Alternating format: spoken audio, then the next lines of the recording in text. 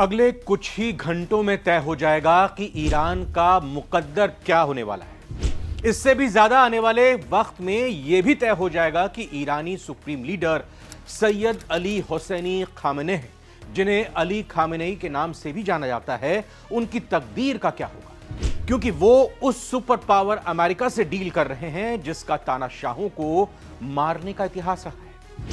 नमस्कार, आप देख रहे हैं नवभारत टाइम्स पर सारी दुनिया और मैं रविंद्र सिंह आपके साथ। तो शनिवार को ओमान में अमेरिका और ईरान के अधिकारियों की परमाणु समझौते पर काफी अहम बातचीत होने वाली है और भारत की भी इस बातचीत पर पैनी नजर है, क्योंकि भारत के लिए अमेरिका और ईरान दोनों ही देश बेहद अहम हैं। दोनों देशों के बीच हो रही इस वार्ता का असर भारत पर भी पड़ सकता है।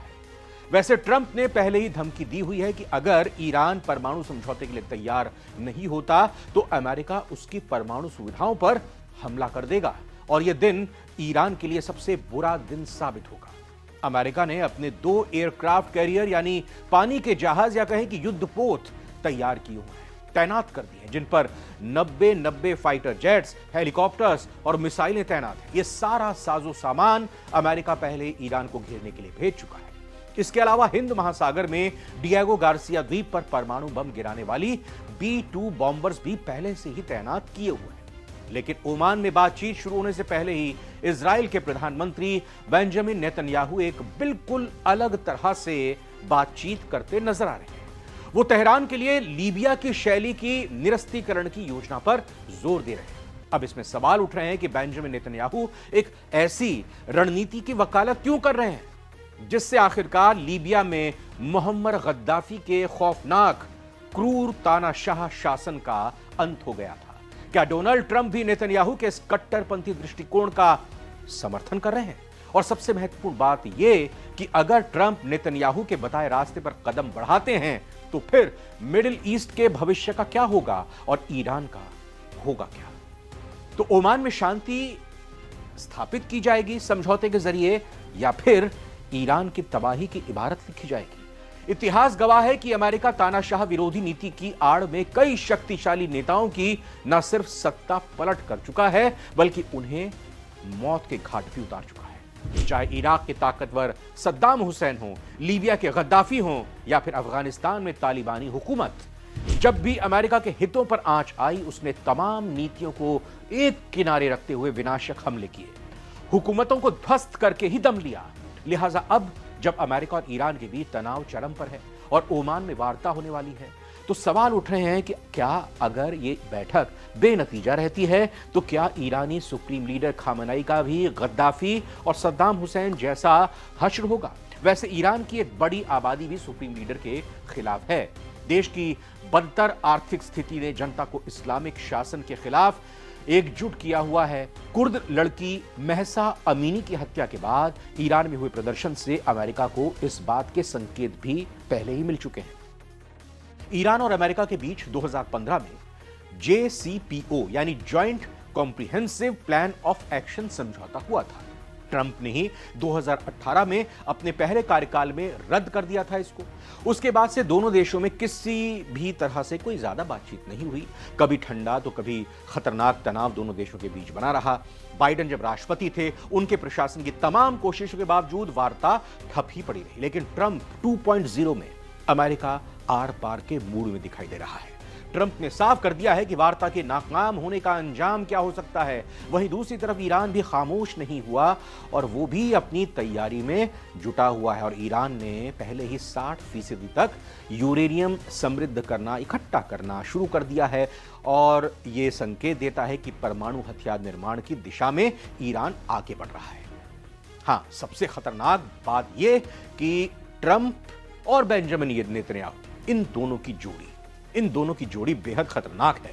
यानी दोनों आक्रामक नेता हैं। बाइडेन प्रशासन नेतन्याहू की आक्रामकता को रोक कर रखा था, लेकिन ट्रंप से नेतन्याहू को शह मिल रही है, सपोर्ट मिल रहा है। अभी पिछले हफ्ते में दोनों देशों की नेताओं की मुलाकात हुई जिसमें ईरान, गजा, यूक्रेन समेत तमाम मसलों पर बातचीत की गई। अमेरिका का इतिहास तानाशाही विरोधी रहा है। अमेरिका ने बीते 2 दशकों में 3 प्रमुख तानाशाहों को खत्म किया और सवाल उठ रहे हैं कि क्या अगला नंबर ईरानी सुप्रीम लीडर अयातुल्ला खामनी का है, सद्दाम हुसैन। पहले उनकी बात करते हैं, पीछे मुड़ते हैं, देखते हैं साल 2003 का वो वाकया जानते हैं जब वेपन्स ऑफ मास डिस्ट्रक्शन के आरोप में अमेरिका ने इराक पर हमला बोल दिया था और उसके बाद ताकतवर सद्दाम हुसैन को पकड़कर फांसी पर लटका दिया गया। मुअम्मर गद्दाफी लीबिया के शासक। साल 2011 नेटो की मदद से गद्दाफी की सत्ता खत्म की गई और भीड़ ने उन्हें मार डाला। Osama bin Laden, Al-Qaeda. हालांकि वो एक आतंकवादी था, लेकिन अमेरिकी एजेंडे में सबसे ऊपर उसका नाम था, हिट लिस्ट में था। ये बात अगर हम कर रहे हैं ओसामा की, अमेरिका ने पाकिस्तान में घुसकर ऑपरेशन चलाया और अल-कायदा के प्रमुख ओसामा बिन लादेन को मार गिराया था। अमेरिका की इन कार्रवाइयों से यह साफ हो जाता है कि अगर अमेरिका किसी नेता को खतरा मान लेता है तो उसका अंत सिर्फ राजनीतिक तौर पर नहीं करता, बल्कि उसकी जान भी जा सकती है, जान भी ले लेता है। ईरान के supreme leader Ayatollah Ali Khamenei America के लिए कई दशकों से सिरदर्द बने हैं, परेशानी का सबब बने रहे हैं। उन्होंने अमेरिका को महाशैतान बताया था और हर मंच पर पश्चिमी ताकतों को ललकारा है। खामेनी ने खुलकर हिजबुल्लाह, हमास और यमन के हूती विद्रोहियों को समर्थन दिया है जो अमेरिका और इजराइल के दुश्मन हैं। गद्दाफी का अंत इसलिए हुआ क्योंकि उन्होंने पश्चिमी ताकतों को चुनौती दी और परमाणु हथियार कार्यक्रम का सपना देखा था। खामेनी पहले से ही इस राह पर चल रहे हैं, लिहाजा अब सवाल उठ रहे हैं कि क्या गद्दाफी वाला मॉडल ईरान में भी अमेरिका की तरफ से दोहराया जा सकता है।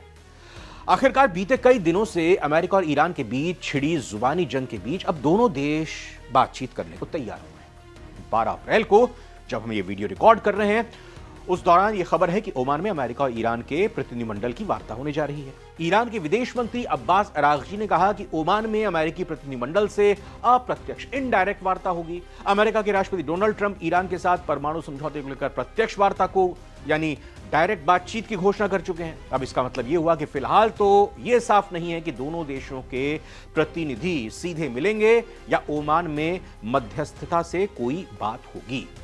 ओमान में होने जा रही ईरान अमेरिका की वार्ता भारत के लिए भी अहमियत रखती है।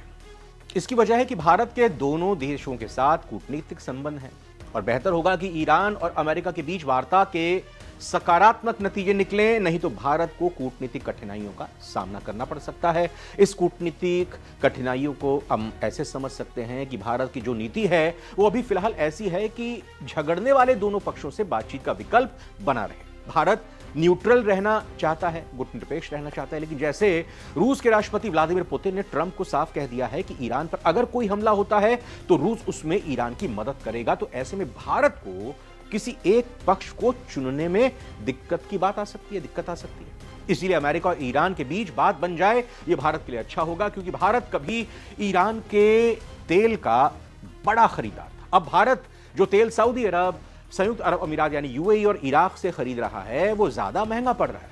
ऐसे में ईरान पर प्रतिबंध जारी रहने से यही स्थिति बरकरार रहेगी, भारत को महंगा कच्चा तेल खरीदना पड़ेगा। और अगर अमेरिका ईरान की बातचीत से सकारात्मक नतीजे निकले तो भारत के लिए ईरान से तेल आयात करने के रास्ते दोबारा खुल सकते हैं। और अगर भारत ईरान से तेल खरीदता है तो वो सस्ता होगा, इससे भारत का जो व्यापार घाटा है उसमें थोड़ी राहत मिल सकती है। घरेलू ईंधन के मूल्य भी स्थिर हो सकते हैं। तो कुल मिलाकर अमेरिका और ईरान के बीच बात बनने से भारत फायदे में रहेगा। ऐसे में अमेरिका और ईरान के बीच तनाव कम हो, भारत के लिए भी दुनिया के लिए भी यही बेहतर है। सारी दुनिया में आज फिलहाल इतना ही। नवभारत टाइम्स पर आपको ये रिपोर्ट कैसी लगी, लाइक कीजिएगा, ज्यादा से ज्यादा लोग इस वीडियो को देख पाएंगे। कमेंट करके बताइएगा हमारी कहां कमी रह गई, किस तरह की वीडियोस आप देखना चाहते हैं।